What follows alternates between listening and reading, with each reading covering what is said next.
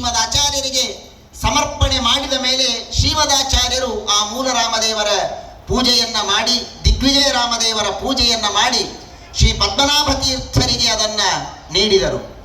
ಪದ್ಮನಾಭ ತೀರ್ಥರು ನರಹರಿ ತೀರ್ಥರಿಗೆ, ನರಹರಿ ತೀರ್ಥರು ಅಕ್ಷೋಭ್ಯ ತೀರ್ಥರಿಗೆ, ಮಾಧವ ತೀರ್ಥರಿಗೆ, ನಂತರ ಅಕ್ಷೋಭ್ಯ ತೀರ್ಥರು, ಟೀಕಾಕೃತ್ಪಾದರು, ವಿದ್ಯಾಧಿರಾಜರು, ಹೀಗೆ ಪರಂಪರೆಯಲ್ಲಿ ರಘುನಾಥ ತೀರ್ಥರು, ರಘುತ್ತಮ ತೀರ್ಥರು, ಸತ್ಯನಾಥ ತೀರ್ಥರು, ಸತ್ಯಬೋಧ ತೀರ್ಥರು, ಈ ಒಂದು ದಿವ್ಯವಾದ ಪರಂಪರೆಯಲ್ಲಿ ಬಂದಂತಹ ಆ ಪ್ರತಿಮೆಗಳನ್ನ 50 ವರ್ಷಗಳ ಕಾಲ ನಿರಂತರ ಪೂಜೆ ಮಾಡಿದ ಮಹಾನುಭಾವರು ಶ್ರೀ ಶ್ರೀ ಸತ್ಯ ಪ್ರಮೋದ ತೀರ್ಥ ಶ್ರೀಪಾದಂಗಳವರು. ಪರಮ ಪೂಜ್ಯ ಪ್ರಾತಸ್ಮರಣೀಯರಾದ ಆ ಮಹಾಗುರುಗಳ ಅನುಗ್ರಹದಿಂದ ನಿರಂತರವಾಗಿ ಆ ಮೂಲರಾಮದೇವರ ಆರಾಧನೆಯನ್ನ ಮಾಡಿ ಭಕ್ತರಿಗೆಲ್ಲ ಆ ಮೂಲರಾಮದೇವರ ದರ್ಶನವನ್ನ ಮಾಡಿಸ್ತಾ ಇರುವಂತಹ ಮಹಾನುಭಾವರು ಪರಮ ಪೂಜ್ಯ ಶ್ರೀಪಾದಂಗಳವರು. ಅಂತಹ ಮೂಲರಾಮದೇವರ ದರ್ಶನವನ್ನು ನಾವು ಮಾಡಿಸಿಕೊಳ್ತಾ ಇದ್ದೇವೆ. ನಮ್ಮ ಮಠದ ಸಂಪ್ರದಾಯ ಒಂದಿದೆ.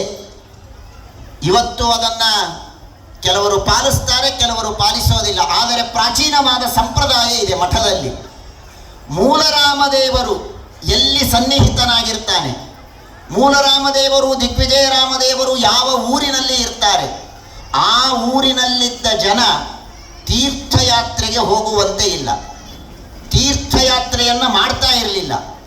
ರಾಮದೇವರು ಇಲ್ಲಿ ಬಂದಿದ್ದಾರೆ ಅಂದರೆ ಬದರಿಯೂ ಇಲ್ಲೇ ಬಂದಿದೆ, ಕಾಶಿಯೂ ಇಲ್ಲೇ ಬಂದಿದೆ, ರಾಮೇಶ್ವರವೂ ಇಲ್ಲೇ ಬಂದಿದೆ, ಎಲ್ಲ ಗಂಗಾದಿ ತೀರ್ಥಗಳ ಸನ್ನಿಧಾನ ಅಲ್ಲಿ ಇದೆ ಅಂತನ್ನುವ ಭಾವನೆ, ಅನ್ನುವ ಶ್ರದ್ಧೆ ಪ್ರಾಚೀನರಲ್ಲಿ ಇತ್ತು. ಇದು ಕೇವಲ ಪ್ರಾಚೀನರ ಮೂಢನಂಬಿಕೆ ಮಾತ್ರ ಅಲ್ಲ, ವಾಸ್ತವವಾಗಿಯೂ ಕೂಡ ಮೂಲರಾಮದೇವರಲ್ಲಿ ಅಷ್ಟು ಅದ್ಭುತವಾದಂತಹ ಸನ್ನಿಧಾನ ಇದೆ. ಧಾರವಾಡದ ಜನತೆಯ ಭಾಗ್ಯ, ಸೌಭಾಗ್ಯ, ಮಹಾಭಾಗ್ಯ ಅದು ಎಷ್ಟು ಹೇಳಿದರೂ ಕಡಿಮೆ ಇದೆ. 52 ದಿನಗಳ ಕಾಲ ಈ ಚಾತುರ್ಮಾಸ್ಯದಲ್ಲಿ ಆ ಭಗವಂತನ ದರ್ಶನವನ್ನ ಮಾಡಿಕೊಳ್ತೀರಿ ಎಂದರೆ ದೇವರು ಇವತ್ತು ಕಣ್ಣು ಕೊಟ್ಟದ್ದು ಸಾರ್ಥಕ ಆಯಿತು.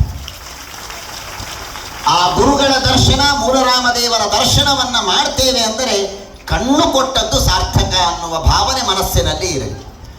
ಮೂಲರಾಮದೇವರ ದರ್ಶನ ಎಷ್ಟೊತ್ತಾಗತ್ತೆ? ಕ್ಯೂ ಮಾಡಿರ್ತಾರೆ, ಸ್ವಯಂ ಸೇವಕರು ದಬ್ಬುತ್ತಾ ಇರ್ತಾರೆ, ಹೋಗ್ರಿ ಹೋಗ್ರಿ ಹೋಗ್ರಿ ಅಂತ ಇರ್ತಾರೆ. 1 ನಿಮಿಷ ಆಗತ್ತೆ, 1 ಕ್ಷಣ ಆಗತ್ತೆ, 3 ನಿಮಿಷ ಆಗತ್ತೆ, ಯಾರಿಗೆ ಎಷ್ಟಾಗತ್ತೋ ಆಗತ್ತೆ. ಆದರೆ ಎಷ್ಟೇ ಹೊತ್ತು ಆಗಲಿ, ಒಂದೇ ಒಂದು ಕ್ಷಣ ಆ ಭಗವಂತನ ದಿವ್ಯವಾದ ರೂಪವನ್ನ ದರ್ಶನ ಮಾಡಿದರೆ ಸಾಕು, ನಮ್ಮ ಪಾಪಗಳು ಪರಿಹಾರ ಆಗತ್ತೆ ಅಂತನ್ನುವ ಭಾವನೆಯಿಂದ ದರ್ಶನ ಮಾಡಿ. ಇದು ಕೇವಲ ನಾನು ಆವೇಶದಿಂದ ಹೇಳ್ತಾ ಇರುವುದಲ್ಲ, ನೀವು ಅನುಭವಿಸ್ತೀರಾ. ಬೇಕಾದರೆ ನಾನು ಸಮಿತಿಯವರಲ್ಲಿ ಒಂದು ವಿಜ್ಞಾಪನೆ ಮಾಡಿಕೊಳ್ತೇನೆ.